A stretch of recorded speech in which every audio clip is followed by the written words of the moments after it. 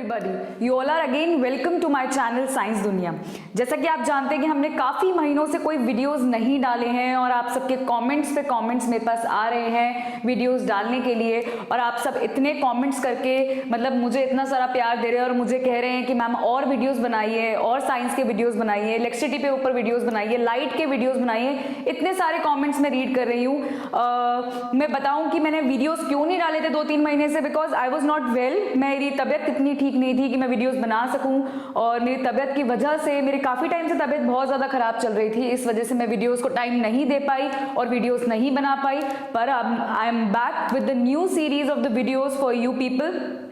मैं डेफिनेटली अब regular videos upload करूंगी आप लोगों के लिए, बिकॉज एग्जाम्स आने वाले हैं और अब जानते हैं आप कि आपके जो 10th बोर्ड के एग्जाम्स है वो मई में होने वाले हैं। तो आपके पास अच्छे खासे अभी 2-3 महीने हैं और 3 महीने हैं आपके बोर्ड की प्रिपरेशन के लिए। तो अगर मैं अब रेगुलर वीडियोस डालूंगी तो वो आपके लिए भी हेल्पफुल रहेगा और मेरा चैनल भी ग्रो करेगा।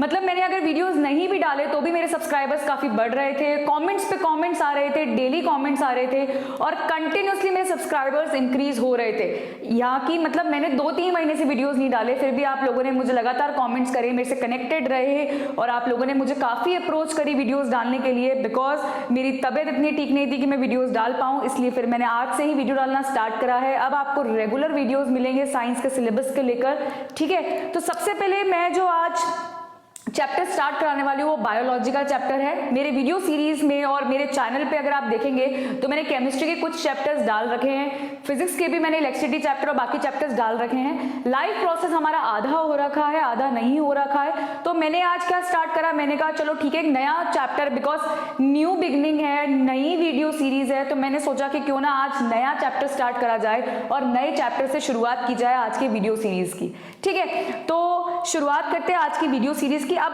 आपको रेगुलर वीडियोस अपलोड हुए में मतलब मिलेंगे आपको, रेगुलर अपलोड मतलब वीडियो अपलोड होंगे ताकि आपके लिए भी बेनिफिट रहे और मेरे लिए भी बिल्कुल बेनिफिशियल रहेगा अगर आप लोग रोज कमेंट्स करेंगे इसी तरह जैसे आप कर रहे हैं। इतने लोगों के कमेंट्स आ रहे हैं, तो जैसे आप कमेंट्स कर रहे हैं वैसे ही करते रहिए। लाइक करिए मेरे चैनल को, ठीक है, लाइक करिए वीडियोस को। अगर आपने चैनल को सब्सक्राइब नहीं करा है, आप नए हो चैनल पे, तो प्लीज डेफिनेटली वीडियो देखने के बाद जरूर सब्सक्राइब करें, ठीक है।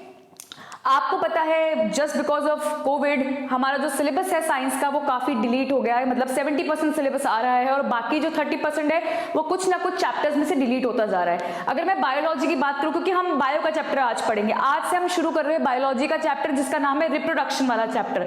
चैप्टर नंबर 8 करा रही हूं मैं आपकी एनसीईआरटी के बुक का, जिसका नाम है हाउ डू ऑर्गेनिजम्स रिप्रोड्यूस। और कहूं तो हम सिंपल भाषा में जो हमने 8th क्लास में भी पढ़ा है रिप्रोडक्शन वाला चैप्टर, वही हम दोहराने वाले हैं 10th क्लास में, पर हम इसको डीपली पढ़ेंगे और डिटेल में पढ़ने वाले हैं, ठीक है। तो आज हम स्टार्ट करेंगे रिप्रोडक्शन वाला चैप्टर। रिप्रोडक्शन वाले चैप्टर में से एक भी टॉपिक डिलीट नहीं हुआ है, मैं आपको पहले ही क्लियर कर दूं। रिप्रोडक्शन वाला जो चैप्टर है वो पूरा आ रहा है, उसमें से कोई भी टॉपिक डिलीट अभी तक तो नहीं हुआ है, सिलेबस फाइनल हो चुका है। जो डिलीटेड टॉपिक्स है वो भी मैं आपको, अगर आप मेरे वीडियो पे मतलब अगर आप मेरी वीडियो सीरीज को आप कंटिन्यू देखेंगे, और मैं आप कंटिन्यू डालूंगी, ये मेरा प्रॉमिस है बिल्कुल, ठीक है। तो अगर मैं आप वीडियो सीरीज बिल्कुल कंटिन्यू कर रही हूं और अगर आप मेरे वीडियो को कंटिन्यू देखेंगे तो आपको ये समझ में आएगा कि काफी ऐसे टॉपिक्स है हमारे चैप्टर्स के जो डिलीट हो चुके हैं, ठीक है। वो भी मैं आपको बताऊंगी कि कौन सा चैप्टर आपको पढ़ना है, कौन सा चैप्टर आपको नहीं पढ़ना है और कौन से चैप्टर्स में से टॉपिक्स कौन से डिलीट हो चुके हैं, ठीक है। जैसे कंट्रोल एंड कोऑर्डिनेशन वाला जो चैप्टर है हमारा 7th चैप्टर, जिससे पहले वाला चैप्टर है हमारी एनसीईआरटी की क्लास 10th की बुक का, साइंस की बुक का, उसके अंदर कंट्रोल एंड कोऑर्डिनेशन लगभग हमारा पूरा चैप्टर खत्म हो चुका है, मतलब लगभग हमारा पूरा चैप्टर डिलीट हो चुका है। हार्ड टू हार्ड 1 या 2 टॉपिक होंगे जो उसमें से आएंगे, वरना वो पूरा चैप्टर के टॉपिक्स डिलीट कर दिए गए हैं आपके सिलेबस में से। इस बार आपको काफी फायदा भी है, पर ये ध्यान रखना जब सिलेबस कम होता है तो पेपर अच्छे खासे लेवल का बनता है। तो ये दिमाग में मत लाइएगा कि सिलेबस कम हो चुका है, 70% हो रहा है तो भाई हमारा पेपर बहुत इजी बनेगा। ऐसा कुछ भी नहीं होता कि अगर सिलेबस कम होता है तो पेपर बहुत इजी बनेगा, ऐसा कहीं नहीं लिखा हुआ और ऐसा कुछ भी नहीं है, ठीक है। मेहनत आपको उतनी करनी है, पर ध्यान रखिए सिलेबस शॉर्ट हो गया थोड़ा सा, इतना भी शॉर्ट नहीं हुआ है, पर हाँ जैसे सोर्स ऑफ एनर्जी वाला चैप्टर है वो आपके बिल्कुल ही खत्म सा हो गया है, बिल्कुल उसमें से भी टॉपिक्स काफी सारे डिलीट हो चुके हैं। मेटल्स वाले चैप्टर के अंदर आपको टेक्निक्स नहीं पढ़नी है, सेपरेशन टेक्निक्स, और आपको कोरोजन नहीं पढ़ना है टॉपिक। कार्बन वाला चैप्टर भी लगभग पूरा मतलब आधे से ज्यादा उसमें से टॉपिक्स हटा दिए गए, नॉमेनक्लेचर, सारी चीजें हटा दी गई है। पर इसका मतलब ये नहीं है कि पेपर बहुत इजी बनेगा, बिकॉज सिलेबस शॉर्ट है। तो ये मान के चलिए उस शॉर्ट सिलेबस में से काफी ऐसे क्वेश्चंस निकल कर आएंगे जो आपको खूब डीपली पढ़ना पड़ेगा चैप्टर्स को। तो चलिए अब बातें बहुत हो गई, हम स्टार्ट करते हैं आज का हमारा वीडियो। आज का वीडियो है हमारा चैप्टर नंबर 8, हम बायोलॉजी से स्टार्ट कर रहे हैं। चैप्टर नंबर 8 जिसका नाम है हाउ डू ऑर्गेनिजम्स रिप्रोड्यूस। आपको दिख रहा होगा मैंने हेडिंग डाल रखी है चैप्टर की, this is chapter number 8। Chapter number 8 का नाम है हाउ डू ऑर्गेनिजम्स रिप्रोड्यूस। और अगर मैं नॉर्मली बोलूं तो ये चैप्टर है हमारा कौन सा चैप्टर, रिप्रोडक्शन। ठीक है, सबसे पहले अगर चैप्टर का नेम देखा जाए तो चैप्टर का नेम क्या है, रिप्रोडक्शन। ठीक है, हाउ डू ऑर्गेनिजम्स रिप्रोड्यूस। और हम इस चैप्टर में पढ़ेंगे कि रिप्रोडक्शन का मतलब क्या होता है और what do you mean by reproduction. सबसे पहले हम ये डिस्कस करते हैं रिप्रोडक्शन का मतलब क्या है। अगर मैं आपको इंग्लिश में डेफिनेशन पढ़ाने से पहले, हम डेफिनेटली नोट्स भी पढ़ेंगे, अगर हम डेफिनेशन पढ़ने से पहले नॉर्मली बात करें कि रिप्रोडक्शन का मतलब क्या होता है, तो मैं आपको बताती हूँ रिप्रोडक्शन का मतलब क्या होता है। आपने देखा होगा अर्थ पे जो लाइफ है, अर्थ पे जब हम जिंदा है और जो हमारी लाइफ है, लाइफ कब मेंटेन होगी, जब जनरेशन आगे बढ़ती है। ठीक है, पेरेंट से चाइल्ड, चाइल्ड से जब चाइल्ड पेरेंट बनता है तो वो भी एक ऑफस्प्रिंग, ऑफस्प्रिंग मतलब एक बच्चे को जन्म देता है। यंग वन, आप यंग वन भी बोल सकते हैं। ऑफस्प्रिंग, ऑफस्प्रिंग मतलब रिप्रोडक्शन होता है किसका, एक चाइल्ड का। तो पेरेंट से चाइल्ड का बर्थ होना और एक जनरेशन से दूसरी जनरेशन का आना, दूसरी से तीसरी का आना, तीसरी से चौथी का आना। कहने का मतलब है क्या होता है, पेरेंट से चाइल्ड का बर्थ होता है। चाइल्ड जब खुद पेरेंट बनेगा वो भी किसी चाइल्ड को बर्थ देगा। कुल मिला के एक इंडिविजुअल से एक नया इंडिविजुअल का आना और एक ऑर्गेनिज्म से दूसरे ऑर्गेनिज्म का जन्म होना क्या कहलाता है, रिप्रोडक्शन कहलाता है। हमारी जो लाइफ चल रही है अर्थ पे, कहते हैं ना पॉपुलेशन इंक्रीज हो रही है, पॉपुलेशन, ये वर्ड है ना पॉपुलेशन। पॉपुलेशन का मतलब क्या है, जनता, लोग बाग, जितनी भी जनता है। जनता कहां से आई, लोग कहां से आए, एक दूसरे से तो आए हैं। ठीक है, जब एक मदर होती है, मदर जब प्रेग्नेंट होती है, ठीक है, जब एक मदर और एक विमेन प्रेग्नेंट होती है तो वो एक चाइल्ड को बर्थ देती है। जब वो चाइल्ड बड़ा होता है, ठीक है, वो भी आगे जाके रिप्रोड्यूस होता है और आगे जाके वो भी किसी यंग वन को या एक ऑफस्प्रिंग को जन्म देता है। तो एक इंडिविजुअल से दूसरे का जन्म हो रहा है, दूसरे से तीसरे का जन्म हो रहा है। तो ये चाइल्ड का आना फ्रॉम द पेरेंट, और मैं ऐसे बोलूं तो पेरेंट से एक ऑफस्प्रिंग का जन्म होना और एक ऑर्गेनिज्म से दूसरे ऑर्गेनिज्म का, एक इंडिविजुअल से दूसरे इंडिविजुअल का जन्म होना क्या कहलाता है, रिप्रोडक्शन कहलाता है। ठीक है, बिल्कुल आसान भाषा में मैंने आपको रिप्रोडक्शन की डेफिनेशन पढ़ाई है। अब इसको रीड कर लेते हैं कि मैंने यहाँ पे क्या लिखा है। रिप्रोडक्शन का मतलब होता है it is the process by which living organisms produce new individual. देखो यहाँ पे वर्ड दे रखा है, it is the process by which living organisms produce new individual. जितने भी लिविंग ऑर्गेनिजम्स होते हैं वो रिप्रोडक्शन करते हैं। रिप्रोडक्शन का मतलब होता है अपने जैसे या हूबहू दिखने वाले या थोड़े डिफरेंट दिखने वाले एक नए ऑर्गेनिज्म को जन्म देते हैं। तो एक ऑर्गेनिज्म से दूसरे ऑर्गेनिज्म का बर्थ होना, ऑफस्प्रिंग का बर्थ होना और एक नए इंडिविजुअल का जन्म होना क्या कहलाता है, रिप्रोडक्शन कहलाता है। ठीक है, ये तो हमने डेफिनेशन पढ़ ली बेटा किसकी, रिप्रोडक्शन की।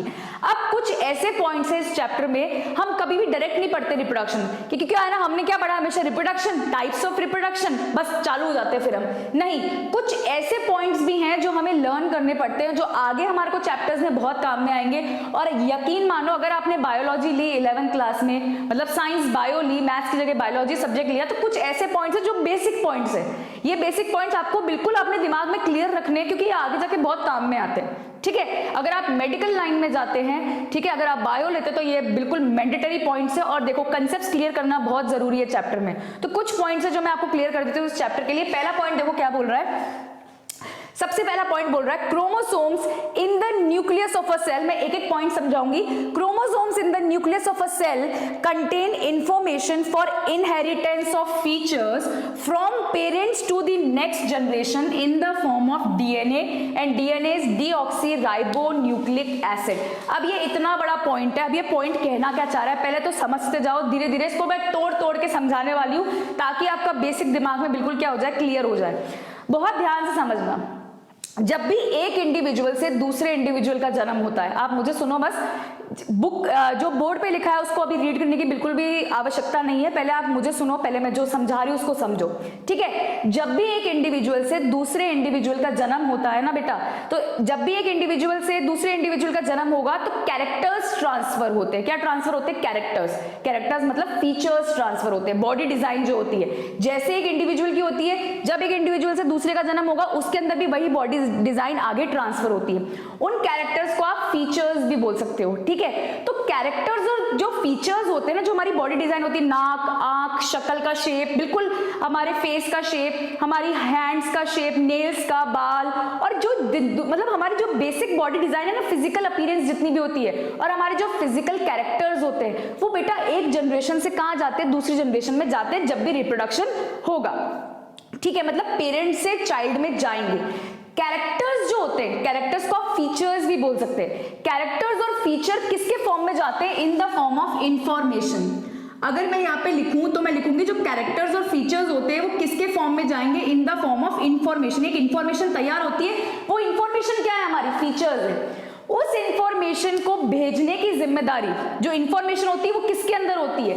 किसके अंदर होती है? हमारे क्रोमोसोम्स की होती है। देखो क्रोमोसोम्स, अब मैं धीरे धीरे पढ़ती हूँ। Chromosomes in the nucleus of a cell contain information for inheritance of features. यहीं रुक जाओ अब आप लोग। क्रोमोसोम्स क्या कैरी करते हैं? हमारे कैरेक्टर्स। और क्या कैरी करते हैं? हमारे फीचर्स कैरी करते हैं, ठीक है। अब सुनो बहुत ध्यान से। क्रोमोसोम्स क्या होते हैं? थ्रेड लाइक स्ट्रक्चर्स जो न्यूक्लियस में मिलते हैं। आपने 9th क्लास में सेल चैप्टर में पढ़ा होगा डेफिनेटली, नहीं भी पढ़ा तो आप सुन लो। जब एक न्यूक सेल होता है, सेल के अंदर क्या मिलेगा? सेंटर में न्यूक्लियस। जब पेरेंट से चाइल्ड का बर्थ होता है, यही तो रिप्रोडक्शन होता है, पेरेंट से चाइल्ड का बर्थ होना इज रिप्रोडक्शन। जब रिप्रोडक्शन होगा तो पेरेंट के अंदर जो सेल है, सेल के सेंटर में क्या है? न्यूक्लियस। वही सेल तो आगे टूट के डिवाइड हो रहा है बच्चे के अंदर, ठीक है। तो सेल के सेंटर में न्यूक्लियस है और न्यूक्लियस के अंदर आपको क्या मिलेंगे? क्रोमोसोम्स मिलेंगे। क्रोमोसोम्स ही क्या कैरी करते हैं? आपकी इंफॉर्मेशन। इंफॉर्मेशन का मतलब होता है बेटा फीचर्स और कैरेक्टर्स। जो फिजिकल कैरेक्टर्स होते हैं वो आगे ट्रांसफर हो रहे हैं नेक्स्ट जनरेशन में, उनको हमने इंफॉर्मेशन नाम दिया है। और इस इंफॉर्मेशन को ले जाने की जिम्मेदारी किसकी होती है? क्रोमोसोम्स की होती है। अच्छा, क्रोमोसोम्स इंफॉर्मेशन को और कैरेक्टर्स को लेके तो जा रहे हैं, पर किसके फॉर्म में लेके जाते हैं? इन द फॉर्म ऑफ डीएनए। किसके फॉर्म में लेके जाते हैं? इन the form of DNA. DNA के फॉर्म में वो आगे ट्रांसफर होते हैं। मैं आपको एक ऐसी चीज समझाती हूँ, देखो बहुत ध्यान समझना, मैं आपको ऐसे एक एग्जाम्पल देके समझाती हूँ, ठीक है। जो क्रोमोसोम्स होते हैं ना, क्रोमोसोम्स न्यूक्लियस में मिलेंगे सेल के, ये तो हमने समझ लिया। जो क्रोमोसोम होते हैं वो कंडेंस स्ट्रक्चर होते हैं। कंडेंस का मतलब आपने ऊन देखिए, ऊन का गोला होता है, ठीक है। ऊन, वूल, जिससे स्वेटर बुनते हैं हम, ठीक है। तो जो ऊन का गोला होता है ना, मान लो वो क्रोमोसोम्स है, ठीक है। वो ऐसे होते हैं क्रोमोसोम्स, मतलब ऊन का गोला टाइप के क्रोमोसोम्स है। मान लो जब आप ऊन के गोले को खोलोगे तो क्या बाहर आएगी? ऊन बाहर आएगी। ऊन मतलब क्या बाहर आएगी? थ्रेड लाइक स्ट्रक्चर बाहर आएगा। ऊन के गोले को जैसे खोल रहे हो ना, जो वो ऊन का गोला खुल रहा है ना, तो वो थ्रेड लाइक स्ट्रक्चर्स आ रहे हैं। वो थ्रेड लाइक स्ट्रक्चर्स आपके क्या है? डीएनए है। क्या है आपके? डीएनए। मतलब क्रोमोसोम्स इंफॉर्मेशन को लेके तो जा रहे हैं, पर किसके फॉर्म में लेके जा रहे हैं? इन द फॉर्म ऑफ डीएनए। मतलब क्रोमोसोम्स खुद किससे मिलके बना है? डीएनए से मिलके बने हैं, ठीक है। और एक और चीज सुनो बहुत ध्यान से। डीएनए, जो मैंने क्या बोला? ऊन का गोला। जो ऊन का गोला होता है वो क्या है? क्रोमोसोम से। ऊन के गोले को जैसे ही आप खोलोगे तो वो क्या है? क्रोमोसोम। एक तरीका क्या है? डीएनए है। आप ऊन के गोले को खोल रहे हो, जो ऊन बाहर आ रही है और वूल बाहर आ रही है, थ्रेड लाइक स्ट्रक्चर बन रहा है, वो थ्रेड लाइक स्ट्रक्चर आपका क्या है बेटा? डीएनए है। और ऐसे बताऊं तो क्रोमोसोम्स किससे मिलके बने? डीएनए से मिलके बने। और क्रोमोसोम्स जो इंफॉर्मेशन और फीचर्स को नेक्स्ट जनरेशन में लेके जा रहे हैं, किसके फॉर्म में लेके जा रहे हैं? इन the form of DNA. DNA is deoxy ribonucleic acid. आप अच्छे से जानते होंगे, 9th में आपने पढ़ा है ये। तो डीएनए के फॉर्म में आगे कैरेक्टर्स ट्रांसफर हो रहे हैं। अब एक चीज मैं यहाँ पे जरूर आपको बताना चाहूंगी जो बहुत इंपॉर्टेंट है इस चैप्टर के लिए, और आपको बेसिक आपका बिल्कुल क्लियर होना चाहिए दिमाग के अंदर। क्या? क्रोमोसोम्स खुद डीएनए से मिलके बने हैं, ठीक है। मैंने आपको बताया ना कि आप क्रोमोसोम्स को खोलोगे, कंडेंस स्ट्रक्चर मतलब बंधा हुआ स्ट्रक्चर है, आप उसको खोलोगे तो उसमें से क्या निकल रहा है? डीएनए, जो क्या कैरी करना है? इंफॉर्मेशन। मतलब क्रोमोसोम्स क्या कैरी कर रहे हैं? Information in the form of DNA.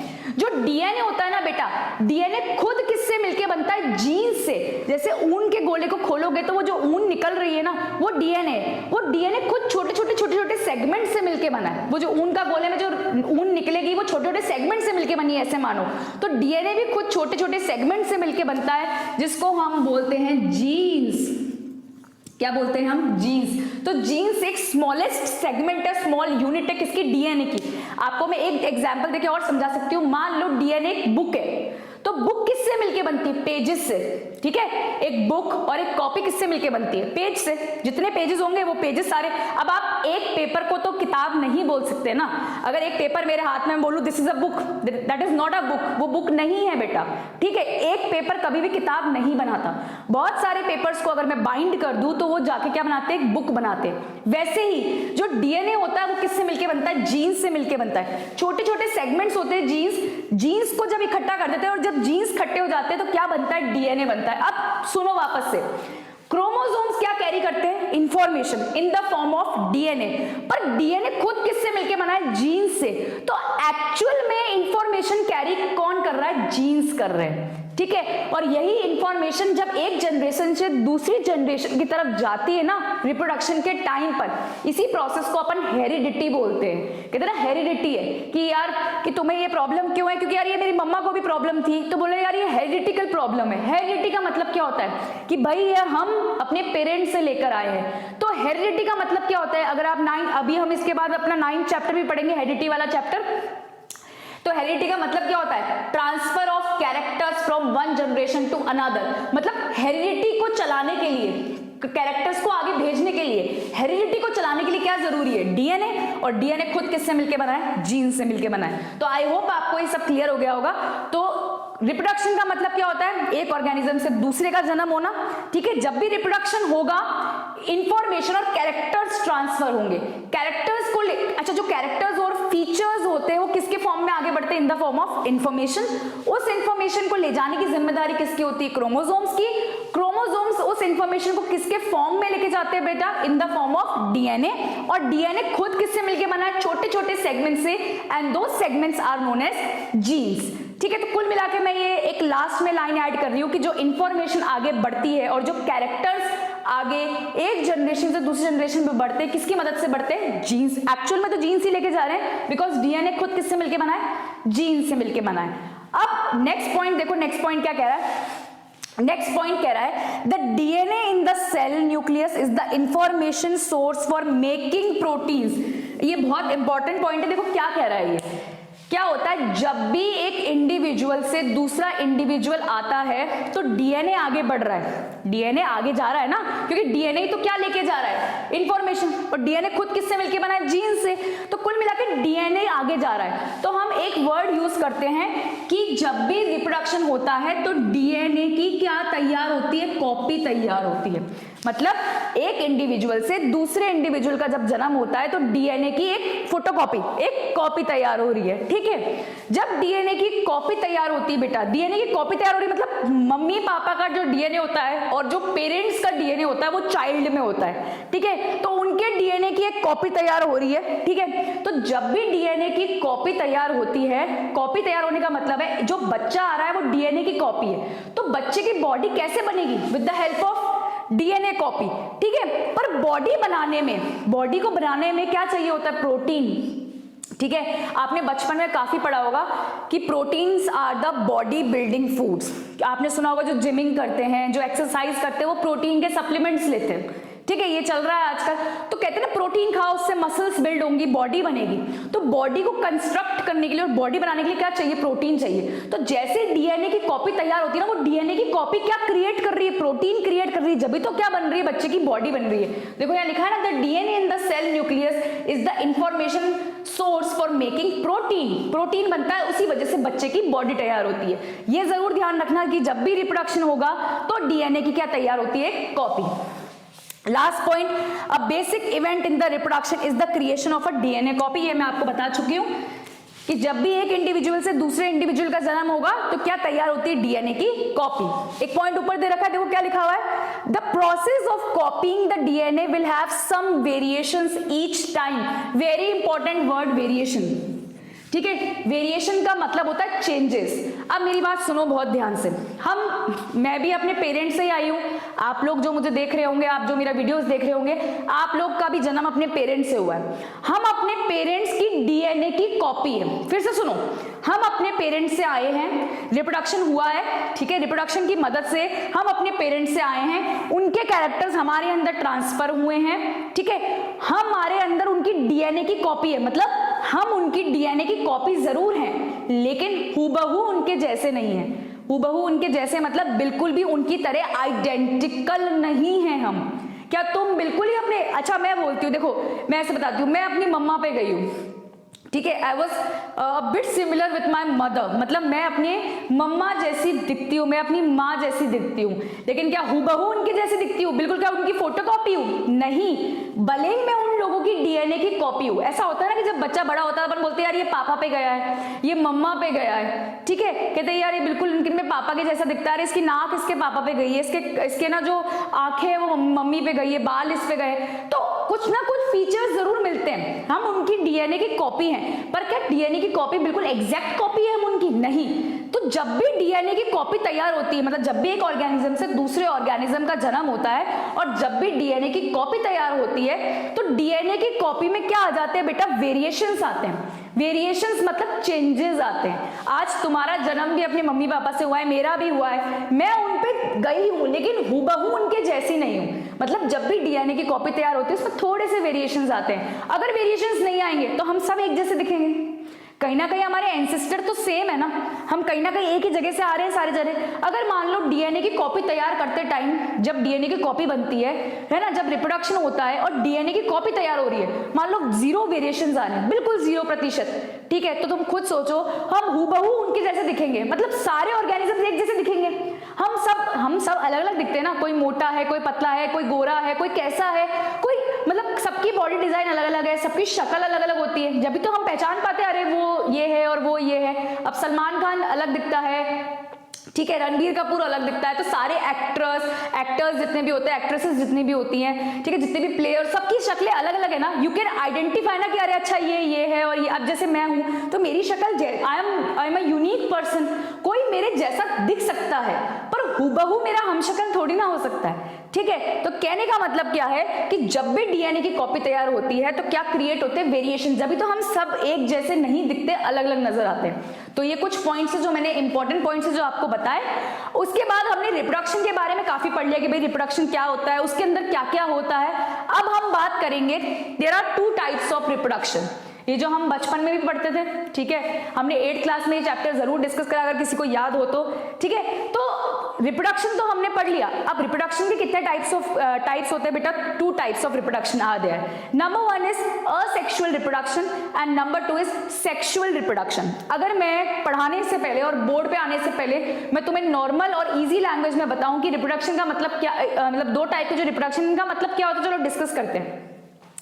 Asexual reproduction क्या होता है? आसान भाषा में, असेक्सुअल रिप्रोडक्शन वो रिप्रोडक्शन होता है जिसमें सिर्फ एक पेरेंट इन्वॉल्व होता है। मतलब ऐसा रिप्रोडक्शन जिसमें only single parent is involve, एक अकेला पेरेंट, कोई हस्बैंड वाइफ नहीं है, कोई मेल फीमेल नहीं है, ठीक है, कोई मेल नहीं है, कोई फीमेल नहीं है। मतलब आप सेक्स आइडेंटिफाई नहीं कर रहे हो कि अकेला पेरेंट मेल है या फीमेल, नहीं, मैं कह रही हूँ सिर्फ ओनली 1 पेरेंट इज इन्वॉल्व। जिसमें एक पेरेंट इन्वॉल्व होता है वो असेक्सुअल रिप्रोडक्शन कहलाता है। अकेला पेरेंट अगर एक बच्चे को जन्म दे दे और एक ऑर्गेनिज्म को जन्म दे दे और उससे एक नया ऑर्गेनिज्म आ जाए, that reproduction is asexual reproduction. अच्छा, सेकंड कौन सा है? Sexual reproduction. तो अगर आपसे कोई पूछे बिल्कुल असेक्सुअल का उल्टा है ये, तो सेक्सुअल क्या होता है? जिसमें 2 पेरेंट्स इन्वॉल्व होते हैं। असेक्सुअल में ओनली 1 पेरेंट इज इन्वॉल्व।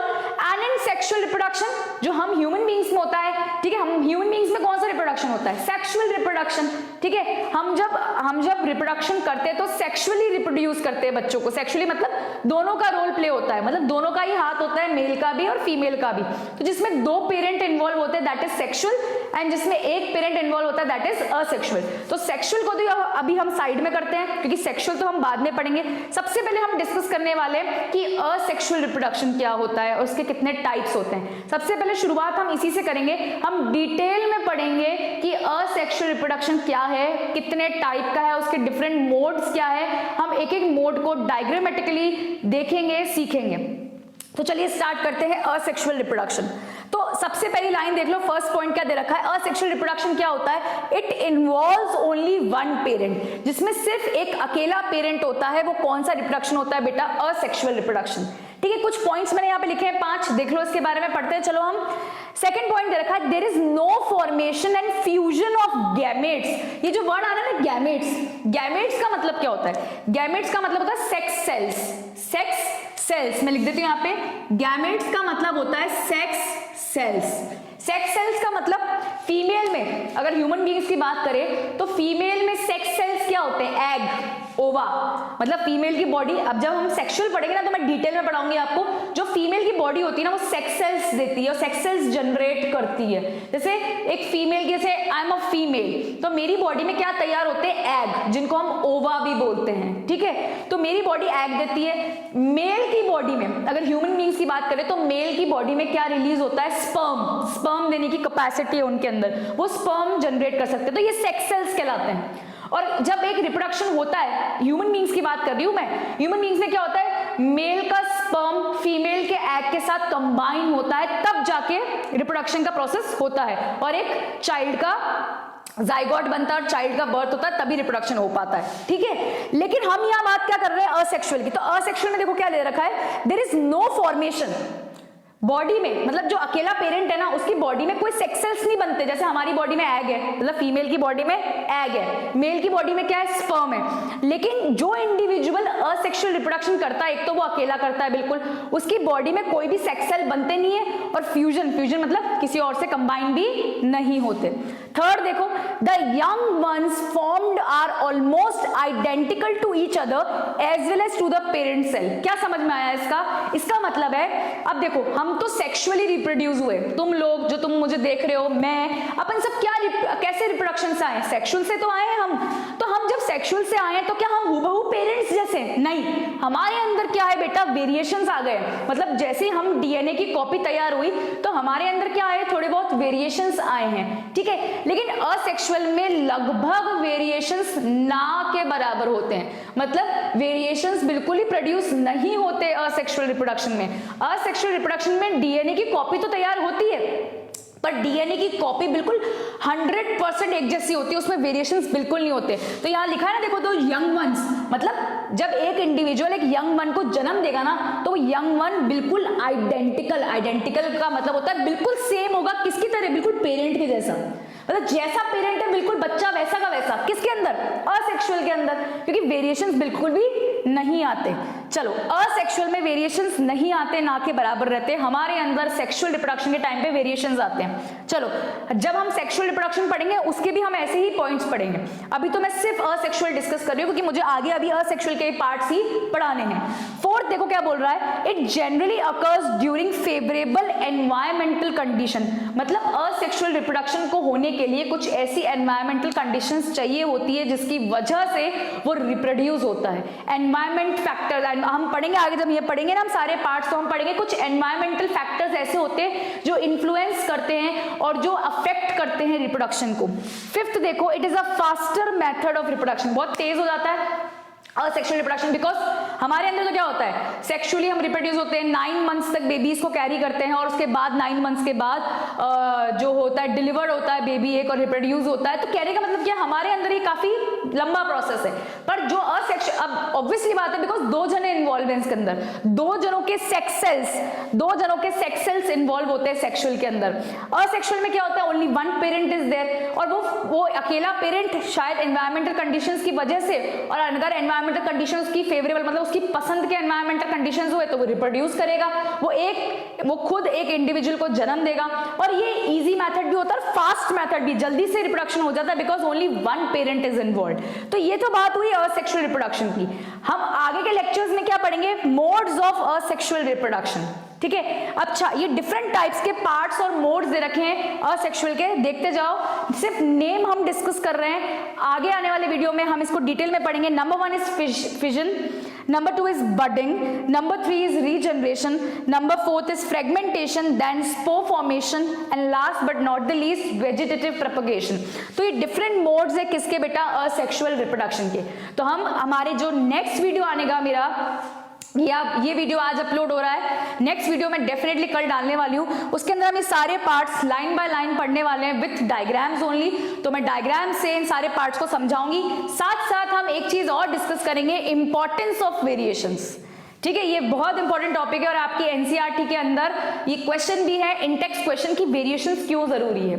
मतलब मैंने आपको बताया हमारे अंदर वेरिएशंस आते हैं और जब भी डीएनए की कॉपी तैयार होती है तो क्या प्रोड्यूस होते हैं, मतलब क्या आते हैं, वेरिएशंस और चेंजेस आ जाते हैं। हम हूबहू पेरेंट्स के जैसे नहीं है हमारे, तो हमारे अंदर थोड़े बहुत वेरिएशंस हैं। तो हम ये पढ़ेंगे कि वेरिएशंस क्यों जरूरी है, इंपॉर्टेंस क्या है वेरिएशंस की, तो हम नेक्स्ट वीडियो में पढ़ेंगे और बाकी सारे पार्ट्स हम डिस्कस करेंगे असेक्सुअल के। तो आज के वीडियो में मैंने आपको क्या पढ़ाया, आज की वीडियो में हमने नया चैप्टर स्टार्ट किया था काफी दिनों बाद, जिसका नाम था chapter number 8, how do organisms reproduce, और रिप्रोडक्शन वाला चैप्टर। इस चैप्टर के अंदर सबसे पहले हमने डिस्कस करा कि रिप्रोडक्शन का मतलब क्या होता है।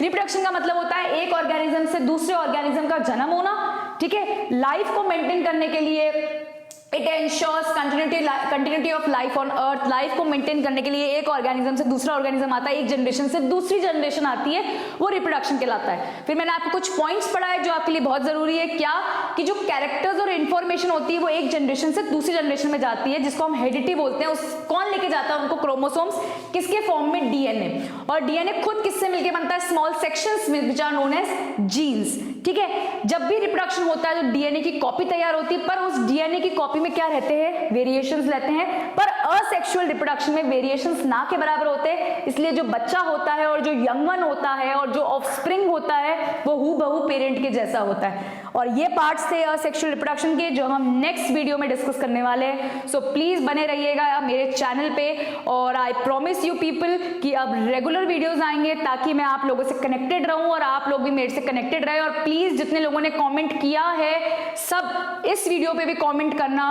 और डेफिनेटली लाइक करना मेरे वीडियो को। अगर आप नए हो मेरे चैनल पे तो please do subscribe my channel. और अगर आपको मुझसे कनेक्ट होना है इंस्टाग्राम पे या फेसबुक पे तो मैं उसका लिंक मेरे डिस्क्रिप्शन बॉक्स में दे दूंगी, तो प्लीज आप डिस्क्रिप्शन चेक करें। इंस्टाग्राम का लिंक है, फेसबुक का लिंक है, प्लीज मुझे ऐड करिए और मुझे रिक्वेस्ट भेज सकते हैं आप, वहाँ पे मेरे से कनेक्ट हो सकते हैं। फर्दर किसी क्वेरी के लिए, नोट्स के लिए, किसी भी चीज के लिए, डाउट क्लियरिंग के लिए आप मुझे कॉन्टैक्ट करें। मैं अपना व्हाट्सएप नंबर और कॉलिंग नंबर नीचे दूंगी डिस्क्रिप्शन बॉक्स में। आई होप आपको आज का वीडियो पसंद आया होगा। अब इतने टाइम बाद मैंने वीडियो डाला और बहुत एनर्जी के साथ डाला है और बिल्कुल अच्छे से अपना 100% देके मैंने बिल्कुल एक्सप्लेन करा है इस वीडियो को, तो आई होप आपको पसंद आएगा। तो please do like, share and subscribe my channel. Thank you so much.